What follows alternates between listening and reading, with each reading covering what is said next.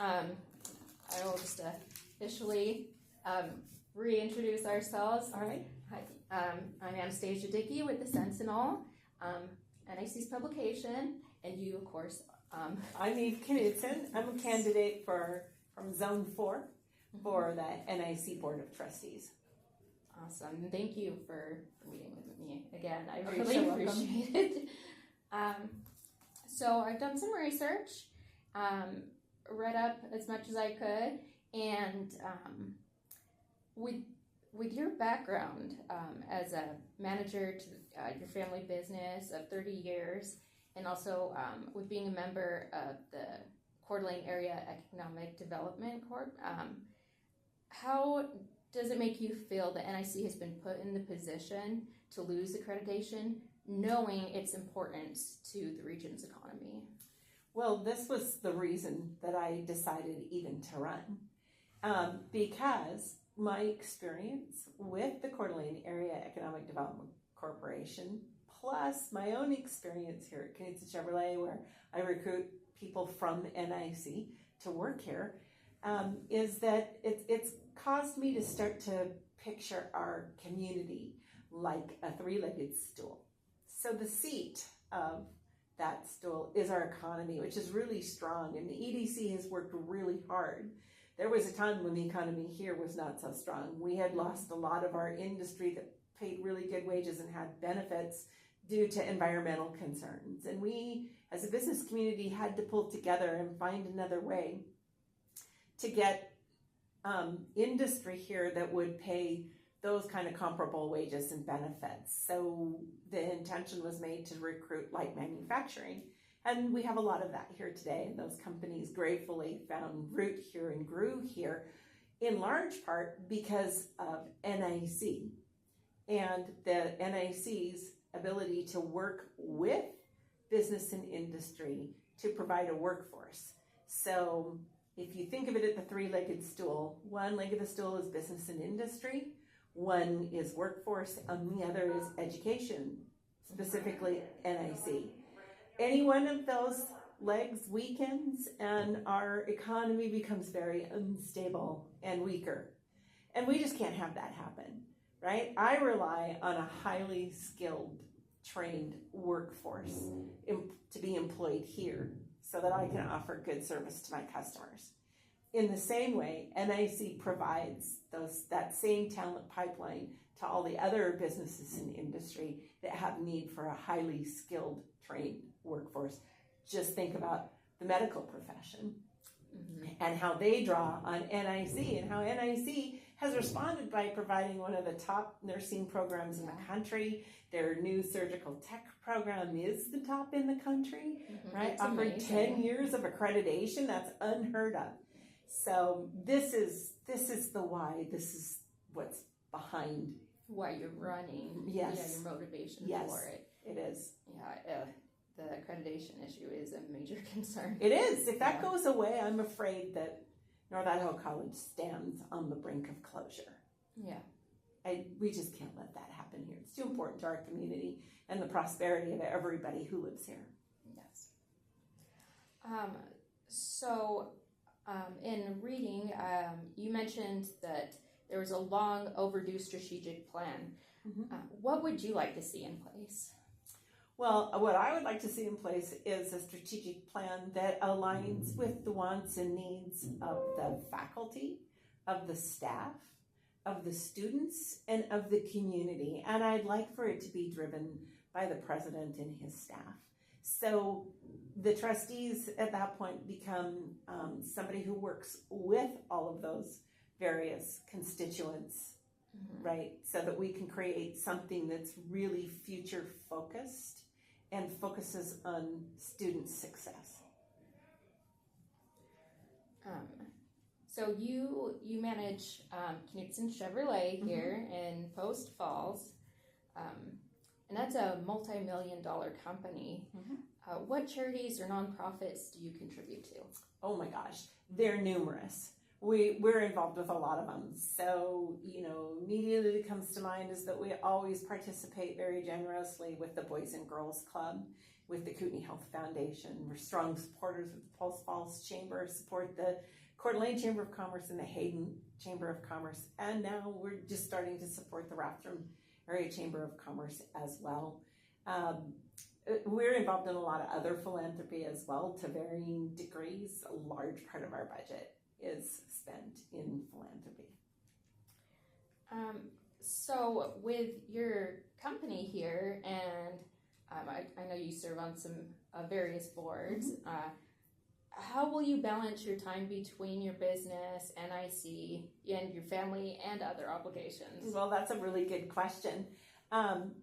Fortunately, with a good board of trustees to work with, the time that has been required of trustees shouldn't be as demanding.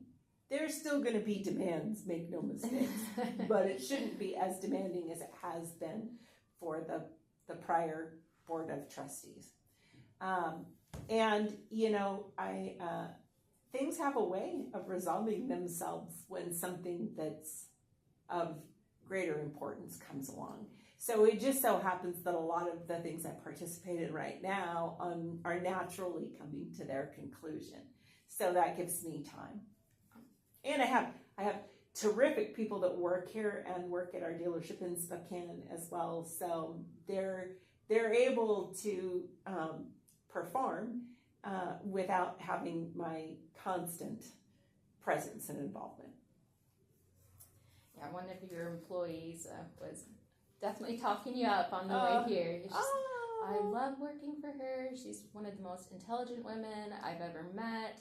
So it's pretty clear that your staff here, they really do like you. They look up to you, and everybody seems like everybody has a smile when you walk in. So it looks like things are doing well here. Thank you. And I think that this is me just putting my own little opinion here, but I think how the staff view their boss, it says a lot about them. Yes. So thank you. Yeah, you're welcome. So tell me about the importance of your family and if your grandpa had any influence on you running for the board. So, yes, when I was putting together all the research for I think it was our 50th anniversary in business, I was going through a lot of old press clippings and articles and things we'd done. And when we built the facility on 4th Street back in the 60s, the press had done a grand opening tab. And in that tab was a picture of my grandfather with several other individuals. And it was tagged as North Idaho College Board, or it was NIGC back then, Board of Trustees. Okay. So he was in that picture. My grandfather died in 1968 when I was 6, and so this was like in the 80s that I discovered this. And we'd long established a relationship with North Idaho College and been strong supporters of North Idaho College. So it was interesting for me to see that connection. Never in a million years dreamed that one day I'd be campaigning for a position he held around 1950. Gotcha. So you weren't even aware of it at first. So that's pretty cool. That's cool. So the current board majority is allegedly responsible for losing $4.1 million of legacy gifts, $343 of major gifts lost, and $36.8 thousand in annual donations. Do you have any plans to remedy that situation? Well, yes, I do. I plan to help make sure that NIC retains its accreditation. And when that happens and we're fully accredited, I completely believe that those gifts will come back. I read what you mentioned about the KCRCC website and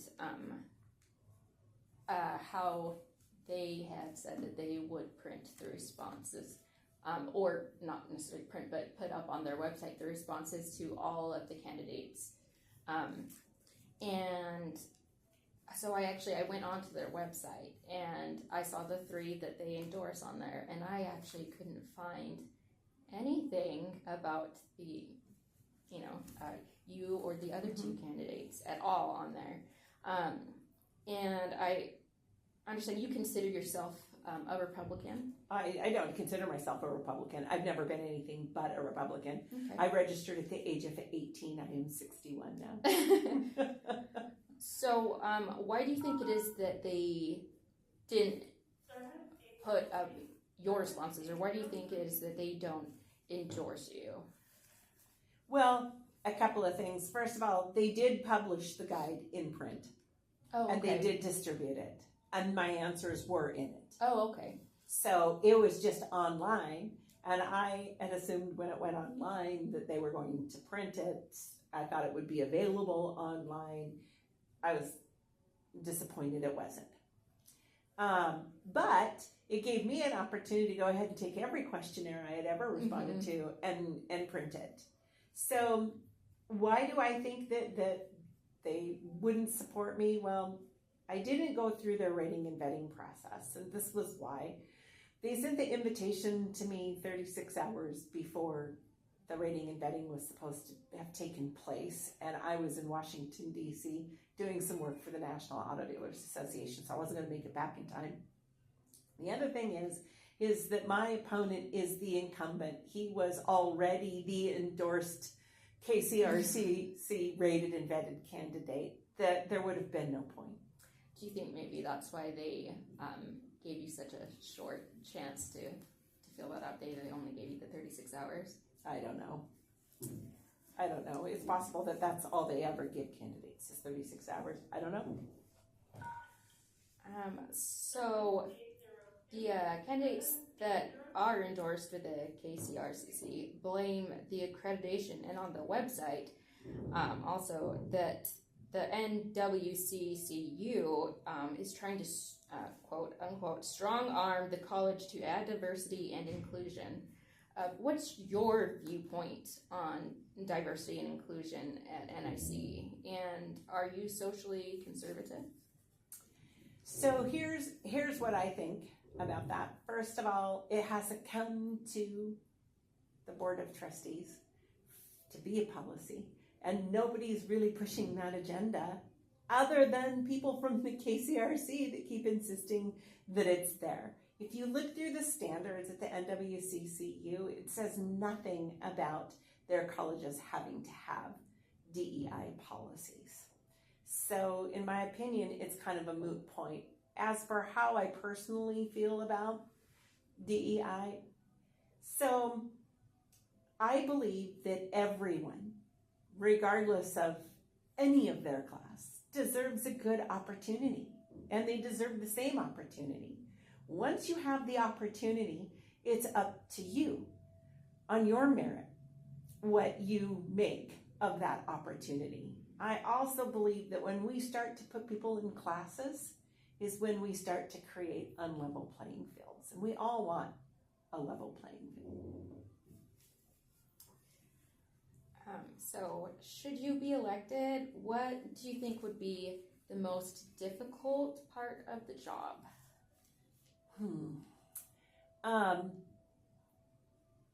There are a lot of constituencies whose input you have to balance, and we all have a personal bias, whether we're conscious of that bias or not. So I think the challenge becomes being truly able to listen with that non-judgmental ear. What do you think the most rewarding part of the job will be? Seeing students graduate and go on to live very prosperous and fulfilling lives. So, what would you say makes your trio of candidates strong? Honestly, what makes us strong is our ties to the community. I mean, I'm born and raised in Kootenai County, right? Spent my life here. My father came here when he was 12, right? My grandfather started the dealership in 1939. My ties are to this community. One of the other candidates that you'll be talking to, Rick Durbin, he graduated from Post Falls High School. He went to NIC on a wrestling scholarship, and he'll tell you all of his story. But he's been tied to the community since the 70s. And same with Mary Havercroft, right? 40 years in education at the Lakeland School District. So what makes us different is we've been here. We've seen the up and downs of the community. We've seen the pivotal role that NIC has played in making this community here what I consider to be the diamond of all the gems in Idaho. What would you say your fear is if the opposition wins? My fear is that the NWCCU revokes the NIC's accreditation, and that once the teach-out plan has been accomplished, the college closes. And is there anything that you would like to let potential voters know before the election coming up on the 5th? Well, they've already heard my case for the importance of NIC being here and supplying that talent pipeline that the community so needs. I want them to know that they can trust me, right? And that they should vote for me. Fair enough. All right, well, thank you so much You're for so answering my questions and all the information that you've given our viewers and readers. So I hope people go out and vote. Me too. All right, thank you again. Thank you, I appreciate Anastasia. it.